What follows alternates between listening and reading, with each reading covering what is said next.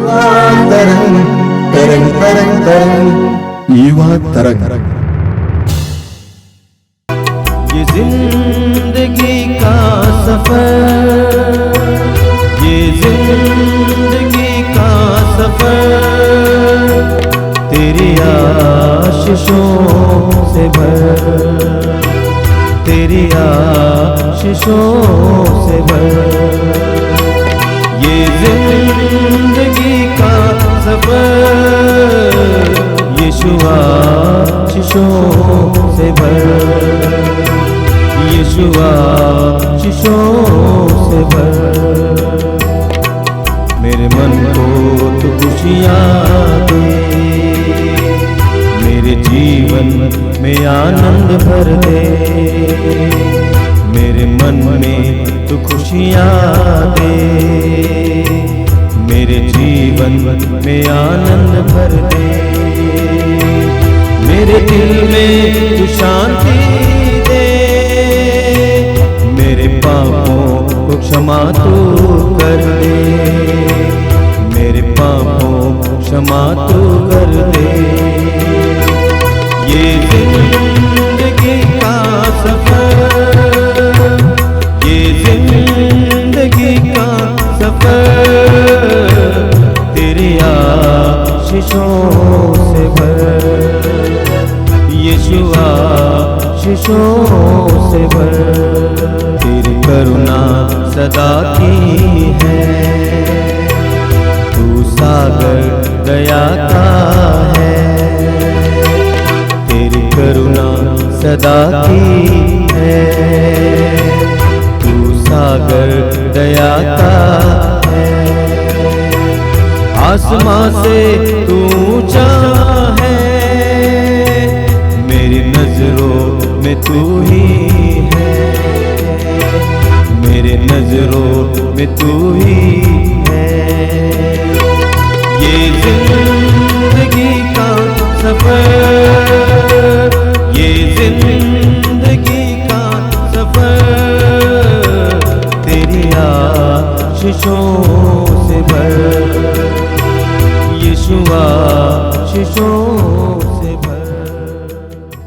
मेरे प्रिय युवा भाई और बहनों, आप सभी को जय यीशु। मैं फिर एक बार आप सभी को इस युवा तरंग कार्यक्रम में स्वागत करता हूं।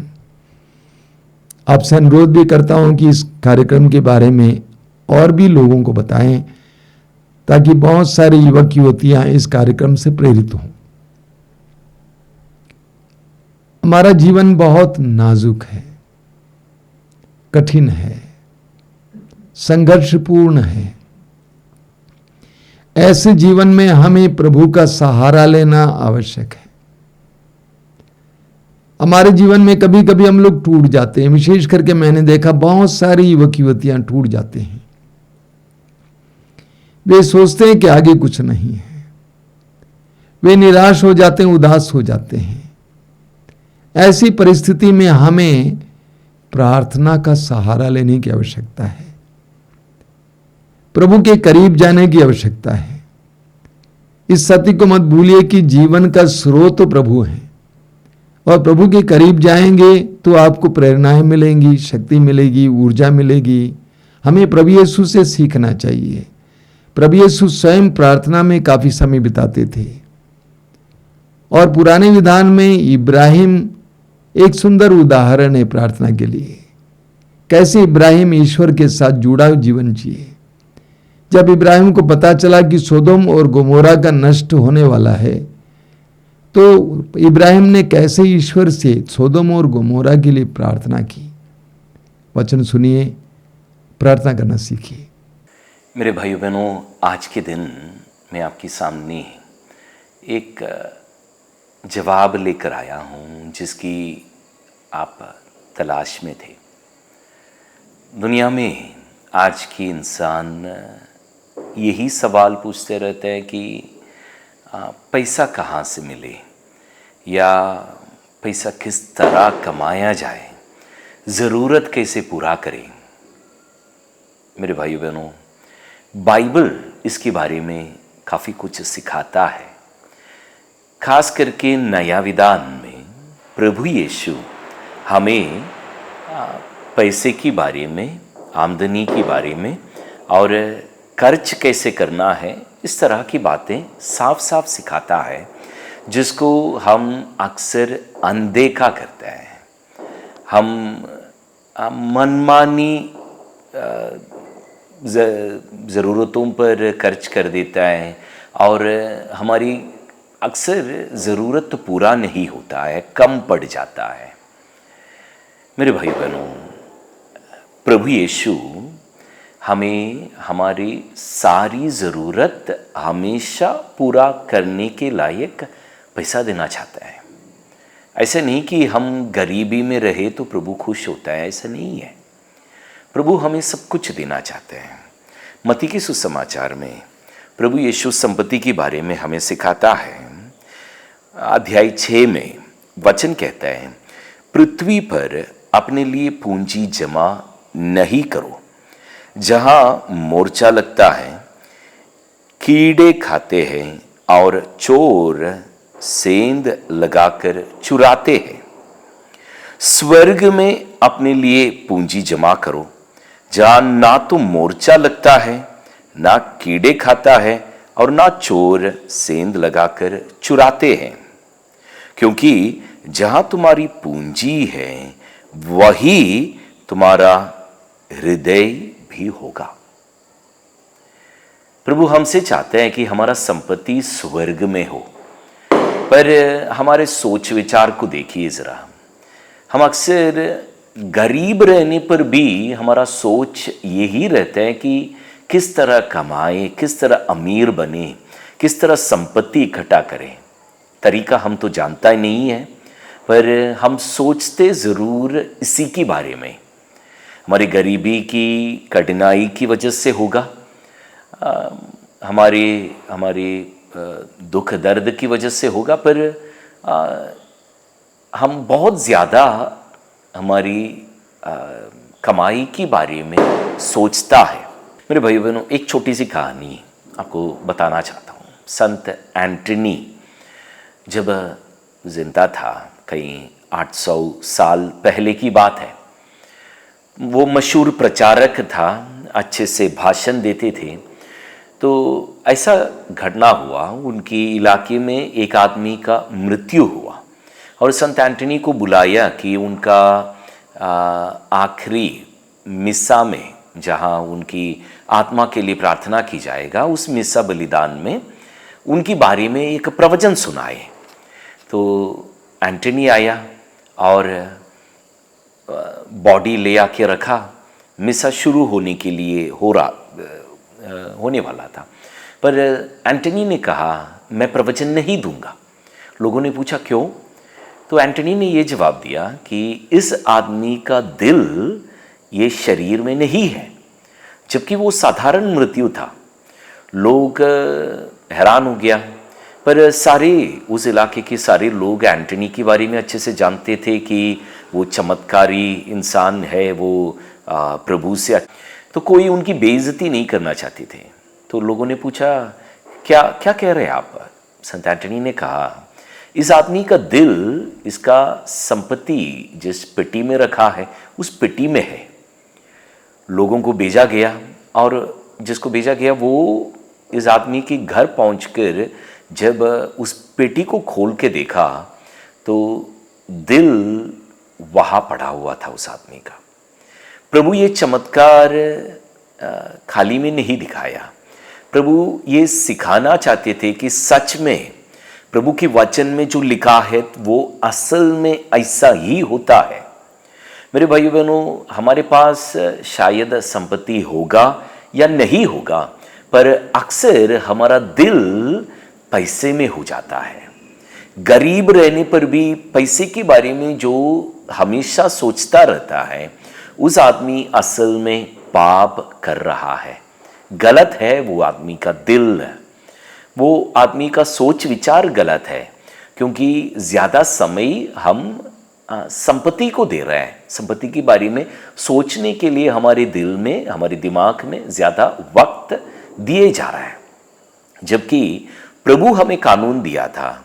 मार्कुस की सुसमाचार में अध्याय 12 में प्रभु ने हमें सिखाया कि पूरे दिल से, पूरे मन से, पूरी आत्मा और सारी ताकत से हमें प्रभु से प्यार करनी चाहिए। मतलब ज़्यादा हमें हमारे दिल में, दिमाग में प्रभु को जगह देना चाहिए। हमारी गरीबी को भी नहीं है, हमारी पैसा, धन दौलत, जानवर, खेत, किसी भी चीज़ को नहीं, पर प्रभु को ज़्यादा वक्त देना चाहिए। मेरे भाइयों बहनों, अगर हम गलत कर रहे हैं, अगर हम हमारे काम के बारे में, ऑफिसों में जो काम करते हैं, काम के बारे में हमेशा सोचते रहते हैं, खाली जब रहता है, घर पे रहते वक्त भी ऑफिस की काम के बारे में जो सोचता है, ये गलत कर रहा है। अपने परिवार के लिए जब वक्त देना चाहिए, प्रभु के लिए जब वक्त देना चाहिए, प्रार्थना के लिए जो वक्त अलग रखना है, वो वक्त अगर आप संपत्ति के लिए, कमाई के लिए, काम के लिए आप दे रहा है, तो आप गलत कर रहा है। मेरे भाइयों बहनों, इस तरह रहने पर आपके आमदनी की रास्ता में रुकावट हो सकता है। आप जो इतना मेहनत करके मुश्किल से जो पैसा कमाता है, वो पैसा आप दवाई घरों में, हॉस्पिटलों में या फजूल में आपके हाथ से खर्च हो सकता है, क्योंकि आप अपनी ज़िंदगी में हद से ज़्यादा भाव कमाई के लिए, पैसा के लिए दे रहा है। आपके हाथ में पैसा आने की चांसेस, पैसा रुकने की चांसेस कम हो सकता है। Hallelujah, praise the Lord. मेरे भाई बहनों, ये ध्यान से सुनिएगा। प्रभु ये नहीं चाहते कि आप गरीबी में रहे। प्रभु चाहते हैं कि आपकी हर एक ज़रूरत प्रभु पूरा करे। अक्सर हम ऐसा सोचते हैं कि हम कमा कर हमारा ज़िंदगी जी रहे हैं, हम मुश्किल से मेहनत करके हमारा रोज़गार चलता है, हमारी परिवार चलता है ना, इस तरह हम सोचता है। मेरे भाई बहनों, मेरे अपनी ज़िंदगी में मैं सुबह से लेकर रात तक, ठीक से कहे तो सुबह उठने से लेकर रात को सोने तक सिर्फ काम के बारे में सोचते थे। मेरे साथ काम करने के लिए काफ़ी सारे लोग थे, 2 जगह में ऑफिस था, अच्छे से काम चल रहा था, बिजनेस चला रहा था। इतने सारे लोग होने के बावजूद जो पैसा कमाता है वो पूरा पैसा खर्च हो जाता था, बचत बहुत बहुत कम होता था। मैं कड़ी मेहनत करता था। स्तोत्र ग्रंथ 127वां अध्याय में वाक्य 2 में प्रभु के वचन कहते हैं, जो सुबह उठकर देर रात तक काम करता है वो व्यर्थ प्रयत्न कर रहा है। प्रभु अपने सोए हुए भक्तों की भरण पोषण करता है। मेरे भाई बहनों, जब मैं इस तरह काम कर रहा था, मैं प्रभु को ज़्यादा जगह मेरे दिल में, मेरे ज़िंदगी में नहीं देता था। पर जब से मैं प्रभु को जाना, तो प्रभु के लिए ज़्यादा वक्त देना शुरू किया।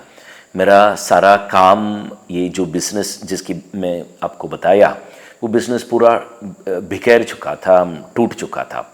मैं नुकसान में, लाखों रुपए के कर्जे में डूब गया था। पर जब से मैं प्रभु के रास्ते में आया, थोड़ा मन परिवर्तन हुआ। मैं प्रभु के लिए ज़्यादा वक्त देना शुरू किया, प्रभु का वचन सुनने, पढ़ने में ज़्यादा वक्त बिताना शुरू किया।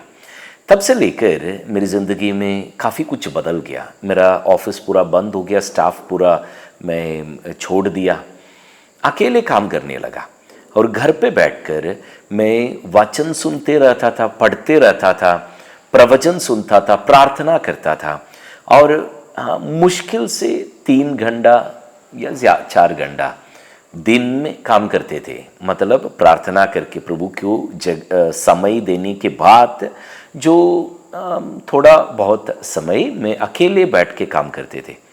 और फ़र्क क्या हुआ, जो बहुत सारे 14-15 स्टाफ मिलकर मेहनत करके जो पैसा नहीं कमा पाया, ऐसे पैसा आराम से प्रभु मुझे देने लगा। मेरे भाइयों बहनों, हमारी ज़िंदगी में पैसे को नहीं, प्रभु को पहला स्थान देने की कोशिश करें। प्रभु आपकी जिंदगी की हर जरूरत पूरा करेगा। अक्सर गलती हम ये करते हैं कि हमारी आश्रय, हमारा जेब का बैंक अकाउंट में जो पैसा जमा है, उस पैसे में हम हमारा आश्रय रखता है, हमारा भरोसा रखता है कि कोई मुश्किल आए तो हमारी मदद के लिए ये पैसा है, ऐसा हम समझ बैठते हैं। ये गलत है। पैसा हमारी मदद नहीं कर सकता है।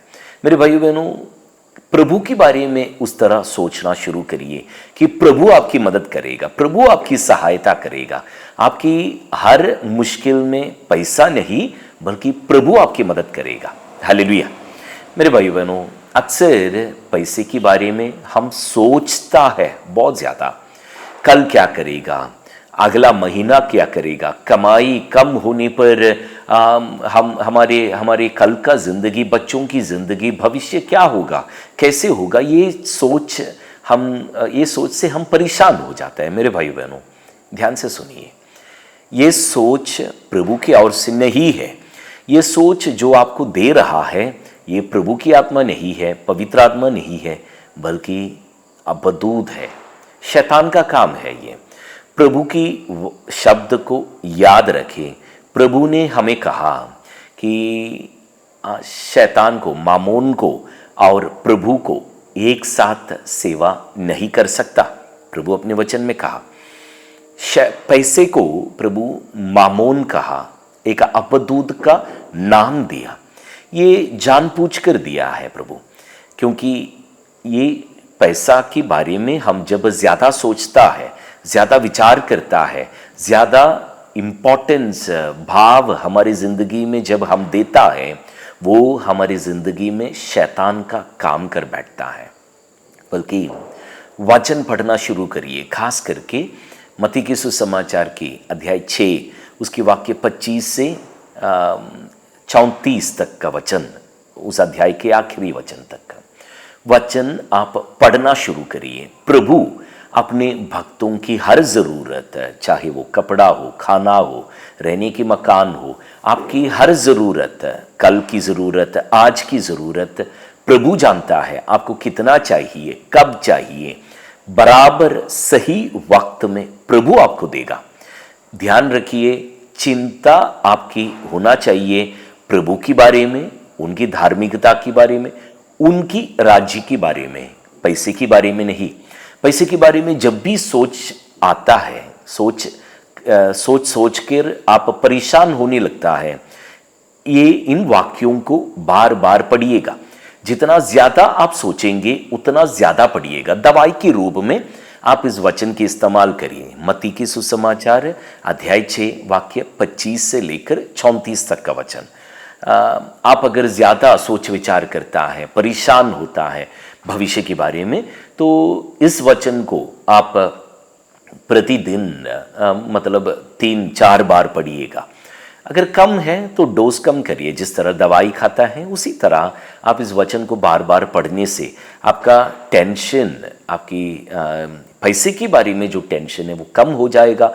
आपको प्रभु में जो भरोसा है वो बढ़ जाएगा। जितना ज़्यादा आप प्रभु पर भरोसा रखेगा, विश्वास करेगा, उतना ज़्यादा प्रभु आपकी ज़रूरतों को रोज़ रोज़ पूरा करने लगेगा। आप अपनी ज़िंदगी में चमत्कार देखने लगेगा। मेरे भाइयों बहनों, प्रभु आपकी हर ज़रूरत के बारे में जानता है। हर एक ज़रूरत प्रभु पूरा करना भी चाहता है, पर प्रभु सबसे पहले चाहता है कि आपकी आश्रय पैसा में नहीं बल्कि प्रभु में हो। आप आज से लेकर आपके भविष्य के बारे में सोचना बंद करिए। पैसा जो आपके हाथ में नहीं है, या थोड़ा बहुत है, या बैंक में जो जमा है, उसके बारे में सोचना बंद करिए। और सारी संपत्ति, या अगर आप कर्जे में है तो सारा कर्ज, आपके पास जो कुछ धन संपत्ति है, जानवर है, खेत है, मकान है, जो भी आपके पास है या नहीं है, सब कुछ प्रभु को समर्पित करें और उस सबको प्रभु का संपत्ति माने। तब से लेकर प्रभु के आशीष उन सबों पर आ उतरेगा और आशीषवर संपत्ति बनेगा वो सब। अगर आप अपना कर्ज प्रभु को देगा तो तो उस कर्जे की जिम्मेदारी प्रभु उठाएगा और आपको उस कर्जा चुकाने में प्रभु मदद करेगा। जल्दी जल्दी जितना तेजी से आप नहीं चुका पाता है उतना तेजी से प्रभु आपकी मदद करेगा उसको चुकाने में। मेरा मदद किया, प्रभु आपका भी मदद करेगा। मेरे भाई बहनों, हम आइए मिलके प्रार्थना करें। ओ प्रभु यीशु, इस वचन को सुनने वाला हर एक की जिंदगी में प्रभु आपकी दाहिना हाथ बढ़ा के उनकी हर एक ज़रूरत पूरा करे प्रभु। अब पिता, इनकी हर रुकावट, खास करके आर्थिक स्थिति में जो भी रुकावट है वो सब के सब आज के दिन हट जावे और आर्थिक आमदनी की रास्ते में, आर्थिक स्थिति में जो भी अंधकार के काम है वो सब खत्म होकर आपकी आशीष इन पर आ उतरे और ये शांतिपूर्वक पवित्र आत्मा से भरकर आपके रास्ते में स्वर्ग की ओर आगे बढ़े। ये प्रार्थना हम करते हैं यीशु के नाम पर, आमीन। आइए हम प्रार्थना करें। ये प्रेमी पिता, धन्यवाद देता हूं इस पवित्र समय के लिए, इस कार्यक्रम को सुनने वाले, इसमें सहभागी होने वाले एक एक भाई बहन के लिए धन्यवाद देता हूं। विशेष करके इन बेटे बेटियों के लिए मैं प्रार्थना करता हूं। इनके जीवन में कई प्रकार की कठिनाइयों का इनको सामना करना पड़ता है। प्रतिदिन इनके जीवन में थकाने वाले अनुभव, डराने वाले अनुभव, निराश करने वाले अनुभव होते हैं। ऐसे क्षणों में भी तेरे साथ जुड़ने के लिए, प्रार्थना में तेरे साथ जुड़ने और शक्ति और प्रोत्साहन प्राप्त करने के लिए कृपा प्रदान करना। सर्वशक्तिमान परमेश्वर, पिता, पुत्र और पवित्र आत्मा आप लोगों को आशीर्वाद प्रदान करें। आमीन। सबको जय यीशु। तूने जीवन दिया है मुझे, तेरा प्यार दिया है मुझे।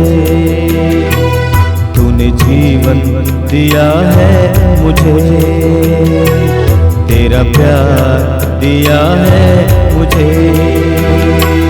तू अपना बना ले मुझे, तू अपना बना ले मुझे। तेरी राहों में ले चल मुझे, तेरी राहों में ले चल मुझे। ये जिंदगी का सफर, ये जिंदगी का सफर तेरी आशीषों से भर, तेरी आशीषों से भर। यीशु आशीषों से भर।